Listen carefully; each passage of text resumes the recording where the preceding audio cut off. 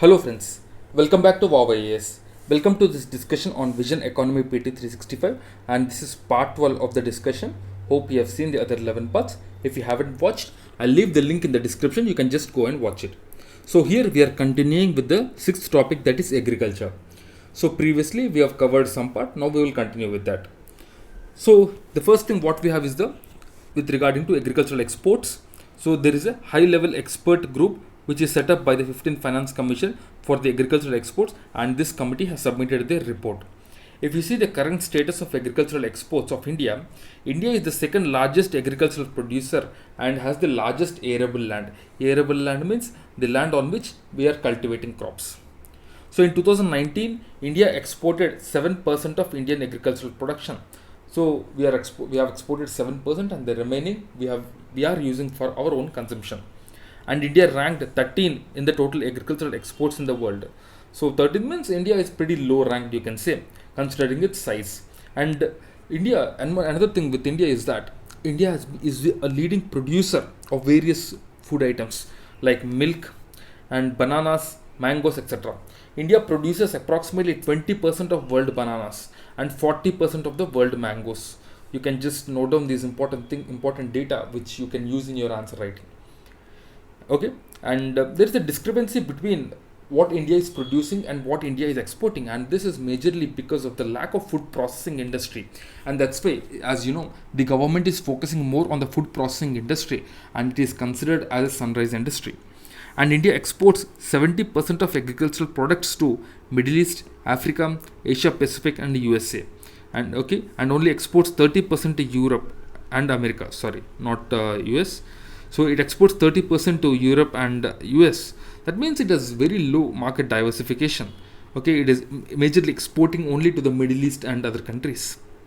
India has launched its export policy in 2018, and in this policy, the focus is on agricultural based products and better price realization for the farmers and synchronization with the other government policies. Okay, so this 2018 agricultural policy, if you see, so this policy is implemented by the Department of Commerce, and the main aim is to double the farmer exports. Okay, because doubling farmer exports will help in realization of more money for the farmers, and this will further, or you can say, and this will help in doubling farmers income, which is the aim of the government. Okay, and also this agricultural export policy, it tries to promote novel, indigenous, organic, ethical, traditional and non-traditional agri products, because there are a lot of agricultural produce in India which is native to India itself. There are various kinds of crops, and India is gifted with such a diversity that we can grow almost all kinds of crops. And the agricultural exports has both strategic and operational elements. If you see the strategic elements, both general and commodity specific measures, infrastructure and logistics, greater involvement of state governments and multiple ministries in agricultural exports. And if you see the operational elements, it focuses on clusters, marketing and promotion of brand India, establishing of strong quality regime, and creating a startup agri fund, etc. So that means it has all these important elements. And if you see the overall output, what we are going to get, we are going to earn more forex, and also we are going to develop our domestic industry and domestic manufacturing capacity with the help of food processing and other things. And also we will be able to promote agripreneurs. That means people, or you can say the entrepreneurs in agriculture. Okay, you can use this keyword agripreneurs in your answer writing as well. Okay. So the next one what we have is with regarding to the Rice Export Promotion Forum. REPF, Rice Export Promotion Forum, and it is under the APIDA, which is Agriculture and Processed Food Export Promotion Development Authority, which is a statutory body. This Rice Export Promotion Forum, the main objective is to identify, document particulars, and reach out to the stakeholders across the entire production or supply chain. Okay, and this mainly ensures that we increase our production, because India is one of the largest rice producer, and also the rice export, one of the largest rice exporter as well, but we still have a lot of potential for exports. Okay, so that's the reason. And if you see this REPF, it will monitor, identify and anticipate the developments regarding rice production and exports, and recommend various policy measures for the development of rice industry. and it will also be in touch with the rice producers, exporters, and other stakeholders, and will also hear their problems so that their grievances will be resolved. Grievances will be solved. Okay. So if you see the rice production, India is the second largest rice producer after China and the largest exporter of the rice after shipment of non-basmati, which was allowed in 2011. Okay, so India is the largest exporter, and if you see the major share of rice is cultivated during the Kharif season, while small share of rice is grown in Rabi or summer season with irrigation. So major crop, you can say, or you can say the rice majorly is grown during the winters in the Kharif season, because as you know the rice is a water intensive crop. The rice is a water intensive crop, and that's the reason. Okay? And India's rice production has grown 96 million tons in 2010 to 11 to 117.47 million tons in 1920. So there's a 22% increase in the last decade. Okay, so all this you can say is also because of the MSP regime. The MSP regime actually is making farmers to grow only few kinds of crops because they are going to get a guaranteed income. If you take rice, if you take wheat or sugarcane, these are very water intensive crops, but still the farmers are growing because they are getting MSP, minimum income, for these crops. And one thing what is happening because of rice exports is India is becoming a net water exporter. That means we are exporting water, you can say, indirectly, because we are exporting sugarcane, we are exporting rice. These are very, very water intensive crops. As we are exporting these water intensive crops, so indirectly we are exporting water as well. Okay? So next one is about APIDA. APIDA, as I told already, it's a statutory body because it was established under the Agricultural and Processed Food Product Export Development Authority Act of 1985, and this is under the Ministry of Commerce. So the main mandate of this APIDA is basically the export promotion and development of products for exports. Under its agricultural export promotion scheme, the financial assistance is provided to registered exporters under market development, infrastructure development, quality development, and transport assistance. Okay, so various assistance is being provided to the farmers, and it also monitors the import of sugar.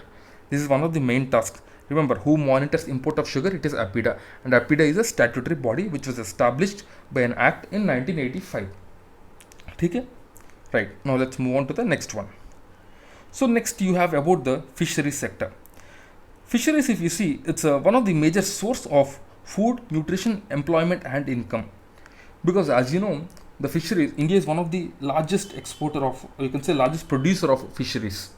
Largest producer of fish. India has about 7,500 kilometers of long coastline, and if we can utilize this coastline, then we are going to do wonders in this area. Okay, and also we have this huge large natural rivers, and these rivers also can act as a huge you can say huge potential for the marine life. So marine exports are 5% of total exports of India and constitute about 19% of agricultural exports. This is according to the 2017-18 data. And the fisheries sector, if you see, it accounts for 6.6% of share of agricultural GDP. And India's fish production they are growing at a rate of more than 7% annually, and India is second largest producer in fisheries sector. There are two benches of fisheries sector, like that. There are two kinds, you can say. They are inland fisheries and marine fisheries. Inland fisheries means the farmers growing fishes on small pieces of land. This especially you will find in the coastal districts, or not only coastal districts, mainly the lands, you can say, which has more water supply. Okay, for example, the states like Andhra Pradesh and Tamil Nadu, these states especially, the inland fishery is actually, they grow on a huge scale. The inland fishery actually also consists of not only fishes, something like shrimps and other things, shrimps, lobsters, etc. Okay? And if you see the fish production, nearly 65% is contributed from the inland sector only. So that's why this inland fishery is one of the major important sector for India. Okay, so if you see the coast or states, okay, or the UTs which have the coastline, they are responsible for the development, management, and regulation of fisheries in the seawater inside the 12 nautical mile, which is the territorial limit. Because under UNCLOS we have limits. Under 12 nautical miles, it is the state government which will have complete authority. and the center is responsible beyond 12 nautical miles till 200 nautical miles, because this comes under the exclusive economic zone. Up to 12 nautical miles, it is the territorial waters, and from 12 to 200, it is the exclusive economic zone where only India can do fishing. As we have 7,500 kilometer long coastline, so if India can tap this potential, tap this fishery potential, then this industry has a much more scope. Okay? And another important news that came is with regarding to the fish cryobanks. So this fish cryobanks, it was in news because the first it is one of the first in the world, you can say. The Minister of Fisheries, Animal Husbandry and Dairying, they have announced this fish cryobanks. It is the first in the world, and it is going to use a technology called cryomelt technology. Remember this cryomelt technology. Okay? And it facilitates the main intention. If you see, the main aim of this fish cryobank is the all-time availability of seed, all-time availability of the fish sperms to the farmers. Okay, it can even be called as a seed. Okay, so if the fish sperms are available to the farmers, then they will be able to produce, or you can say they will be able to grow fish whenever they want, and this will enhance the fish production as well as the productivity. And the whole thing is taken care by the National Fishery Development Board in collaboration with the National Bureau of Fish Genetic Resources. Okay, and they will be establishing these fish cryobanks all over India. Okay, and remember in which technology they are going to use. They are going to use cryomelt technology for the fish cryobank. Okay, right. The next one is about the India's proposal on fishery subsidy at WTO. So India recently proposed for special and differential treatment for developing countries, because what is happening is there are various subsidies given to this marine industry, and because of these subsidies, the marine life is getting affected. So easily the subsidies given to the fishing industry, they are called as you can say negative subsidies. They are called as negative subsidies because they are actually impacting the whole ecosystem, the marine ecosystem, because this is leading to overcapacity and overfishing. Overcapacity and overfishing. So that's why the WTO is negotiating for various rules and so that various trade rules can be imposed on the fishery sector, so that the fishing can be reduced and also the marine life can be conserved. So this talk was start, or you can say these negotiations were launched in 2001 in the Doha Ministerial Conference. And as I told, these subsidies which are given to the fisheries, they are called as harmful subsidies, and they are estimated to be about 14 to 20.5 billion annually, which is a pretty big number. And India, on part of developing countries, has demanded for special and differential treatment. So because, as you know, the developing countries and the less developed countries, they don't have the great capacity of fishing. They don't have great fishing capacity, but still, if they have to follow the same rules like the developed countries, then they are going to face the problem. Because when two things are not at same point, or you can say two industries which are not developed to the same level, how can they follow the same rules? This is what is the argument of India. And also India suggested that there should be some exemptions. Okay, if the gross national income per capita crosses, or you can say the exemptions will not be there for the countries whose gross national income per capita crosses $5,000 for 3 consecutive years, if the share of that country in marine capture is greater than 2%, and also if the share of agriculture, forestry and fishery sector is less than 10% of GDP, and India wants these subsidies to be curtailed. Okay? And what are the various demands, if you see, of the developing countries including India? There should be some special and differential treatment in terms of when, or you can say till when they can do fishing the way they want. The special and differential treatment, there are special provisions. Okay, there are special provisions for the developing countries that give them the right, and also that will help them, or that will let other countries to treat these developing countries more specially or favorably. The special and differential treatment provide flexibilities for the developing countries in terms of, or you can say the flexibilities about how or when they have to implement the agreement and when they have to follow that. Okay? So that's what is India suggesting. But various countries like USA and Australia, they are opposing this special and differential treatment for developing countries because this will lead to unfair competition. They say that this will lead to unfair competition, as already some developing countries like India and China, their fishery sector is developed. but the reality is not. The reality is not. You can say it's a bit different. The developed countries like European countries or US, they do fishing on a much greater scale. But yeah, as they have said, there is problem with China definitely, because China, what they are doing is they are going and doing fishing the way they want in all the waters. The Chinese especially, they don't abide by the international laws. The Chinese haven't signed the UNCLOS actually, right? So all these things are there. All these things are there. And also recently we have seen some of the farmers, or you can say some of the fishermen, they are protesting in the Gwadar port of Pakistan. As you know, the Gwadar is a port which is being built by China in Pakistan. So here a lot of fishermen, they started protesting against the Chinese fishing boats, because what they have seen is the Chinese large fishing boats, the trawlers, they came and they started fishing. So when this will happen, the local fishermen, they will lose the catch, because these large ships, like, they act in such a way that they almost, they capture everything that will come. They are very huge ships. Okay, so that's why they have protested. So China actually do a lot of these unfair practices, which has to be curbed somehow, right? So here are some of the important stats which you can use in your answer writing directly. So with regard to fishery, the second largest producer in India is India, and India's fishery share is 7.7% in the global production, and India is fourth largest exporter of fishery, and the fisheries contribute 7% to Indian GDP, and also the fishery sector is growing at 10.8% in the last 5 years, right? Okay. Now let's move on to the next topic. Next topic is animal husbandry.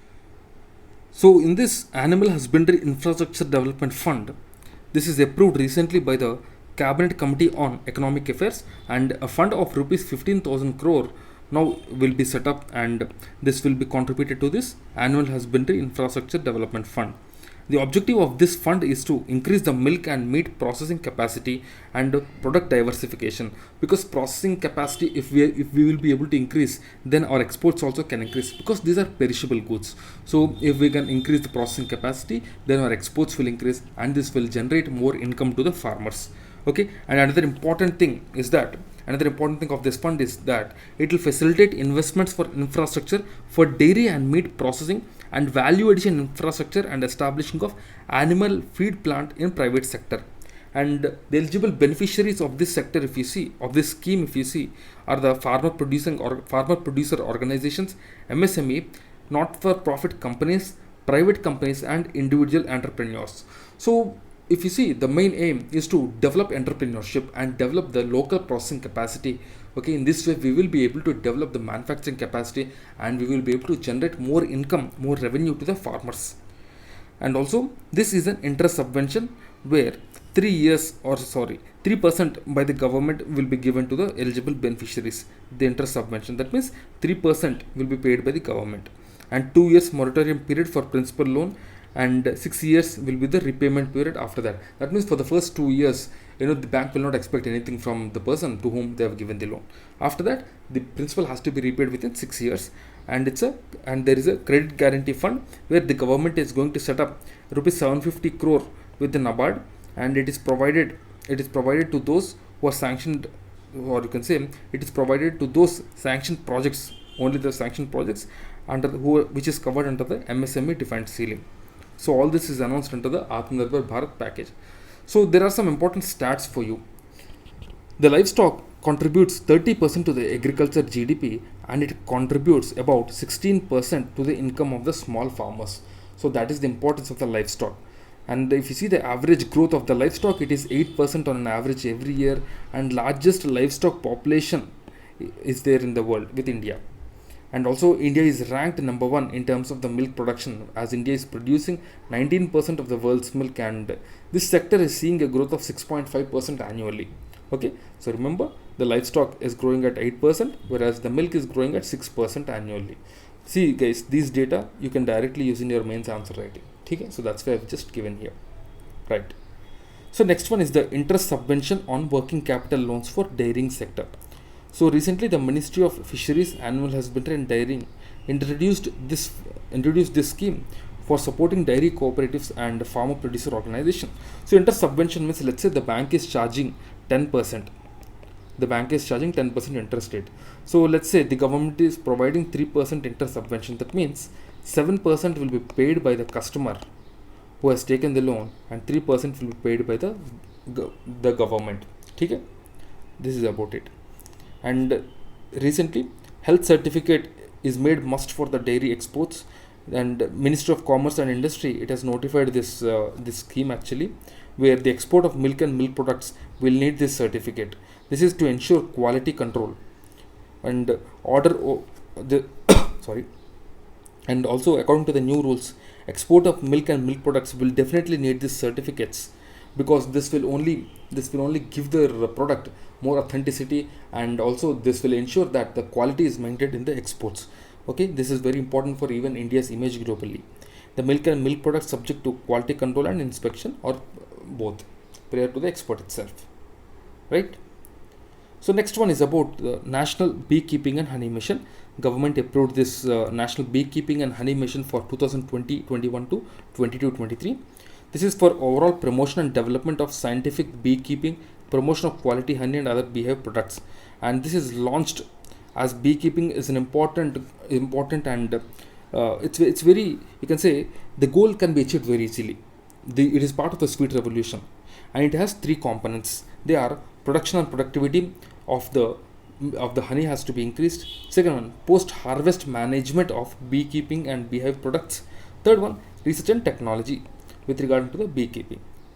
And the National Bee Board has trained 30 lakh farmers in beekeeping, because beekeeping is going to be very remunerative, because the usage of honey has increased in the cities. So beekeeping is definitely going to be more remunerative, and in order to tap this potential, in order to ensure that we meet the demand of the honey, the government or the National Bee Board has trained 30 lakh farmers. And if you see the beekeeping in India, India ranks 8th in honey production, and it is very highly underdeveloped and unorganized sector, the honey production especially. Most of the honey is collected by rural and tribal population only. And also we are witnessing very less startups which are coming in the agriculture itself. So when we talk about honey, they are much lesser. The beekeeping can enhance the livelihood incomes of unemployed women and tribal population. So that's why this beekeeping is a very important occupation which the farmers can do along with their normal agriculture. Right? Next one is about the sugar industry. Sugar industry, if you see, is a very water intensive crop, and as I told already, because of the export of sugar and rice, India has become a net water exporter. So recently, Niti Aayog Task Force on Sugar and Sugarcane Industry submitted its report to the government. If you see the growth of sugar industry in India, this actually started after 1998. Only after 1998 the delicensing was done. That means earlier the companies they need to have a license in order to produce sugar, but after 1998 this was removed, because this delicensing caused or you can say the licensing has actually stopped the growth of private sector in the sugar industry. And now this delicensing actually ensured that the sugar industry grew at a rate of about, it is given here, 7% annually from 2000, you can say, after 1998 to 2017. But if you see, before 1998, the last 10 years before 1998, if you see, the sugar industry grew at mere 3.3% only. So that's the impact of delicensing on the sugar industry. And the sugar industry, generally the prices are governed by the statutory provisions of Sugarcane Control Order 1966 under the Essential Commodity Act. Now this act was repealed and various changes were made to this act under the recent Farm Bill, which we have seen already. And also fair and remunerative prices is something what the government will give to the farmers, sugarcane farmers. So normally to the other crops like rice, wheat, etc., the government gives something called MSP, the minimum support price, which we have seen already. For sugarcane, the government will give FRP, fair and remunerative price. Okay? And the cane price is announced by Government of India on the recommendation of the CACP. Even the MSP is also recommended by the independent body CACP, the Commission for Agricultural Costs and Prices. Okay, this will be done after consulting the states and associated industry. And what is this FRP basically? FRP means what the mill is going to pay to the farmer directly. Okay, mill paying farmer to the directly is the FRP, the fair and remunerative pricing. Okay, so because of this, what is happening is that there is no need for the farmers to wait till end of the season for the money. They can get money instantly because of this scheme only. Okay.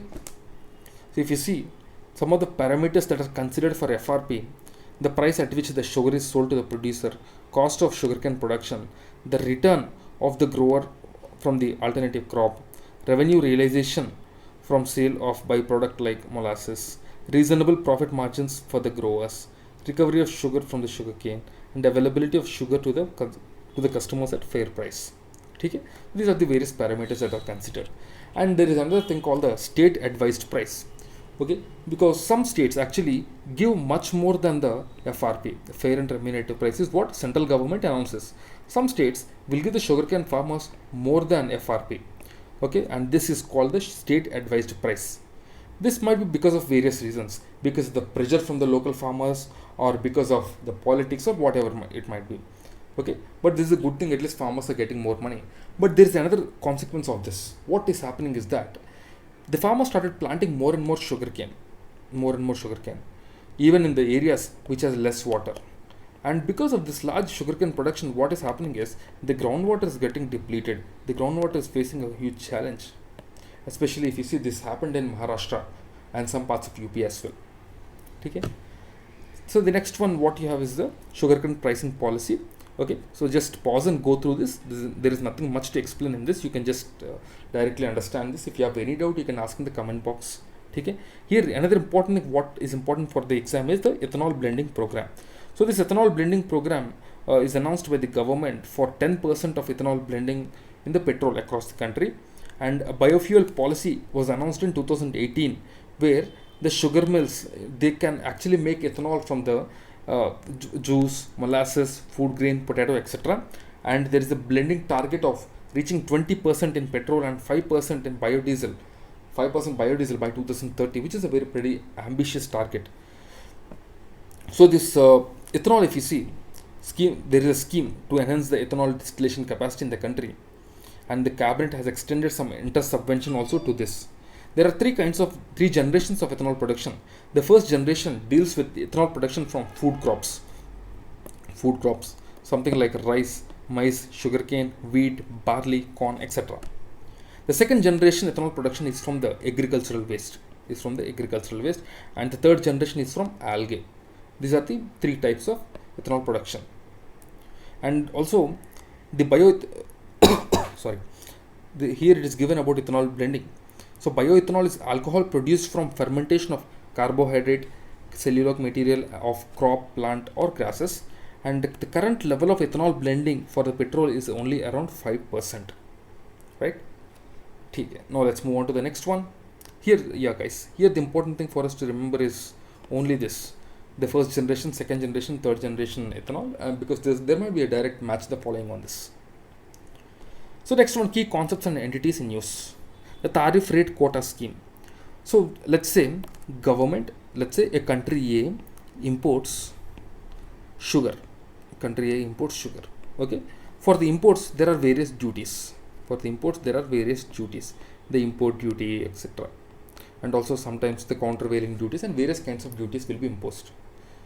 But under a specific type of scheme, under a specific type of agreement between two countries, every year this country A is importing 500 kg of sugar without any duties. This is because of an agreement between the two countries, and this is called tariff rate quota scheme. Okay, and India currently imports 4 products: maize, milk and cream in powder or granules, crude sunflower seed or safflower oil, refined rape, colza or mustard oil. These 4 products only India imports under this tariff quota scheme. Okay? Next one is the Rashtriya Kamadhenu Ayog. So this is a countrywide online exam on the cow science, that is Gau Vignan. This is the permanent apex advisory under the Department of Animal Husbandry and Dairying, and this will organize modern animal husbandry, preserve and improve breeds, prohibit slaughter of cow, calves and other milch animals. This is very much integral part of the Rashtriya Gokul mission, which aims to protect all the cow and other milching animals. So the next one what you have is the Kritagya Hackathon. This is to promote potential technology solutions for enhancing farm mechanization. So this hackathon is for promoting farm mechanization, so that the people participating in the hackathon will give new solutions to the existing challenges. That is the main aim, and this is under the National Agricultural Higher Education Project. Okay, this is under this, and this aims to develop resource and mechanism to support infrastructure, faculty, and providing better governance and management in the agricultural universities. Okay, so that's about this NAHEP, and various students, faculties, and innovators, along with some entrepreneurs, also participated in this event. Okay, so that's it, friends, for this lecture. I'll see you again in the next lecture, where we will start with industry and associated issues. And guys, we have launched, or you can say, we are providing summaries for Vision PT 365, Vision Prelims Test Series, okay, Vision Monthly Magazine, etc. You can get the information about all of these summaries, okay, by joining our Telegram channel, whose details I've given in the description. Okay, our intention or our aim is simple, guys, to make preparation easy for you, and also we charge very minimal for the work we are doing. Okay, so just try what we are giving, and if you feel the quality is good, you can subscribe to it. All the details I've given in the description, you can just go through it. Okay, so thank you, guys. I'll see you again in the next lecture. Till then, keep studying and stay tuned. Jai Hind.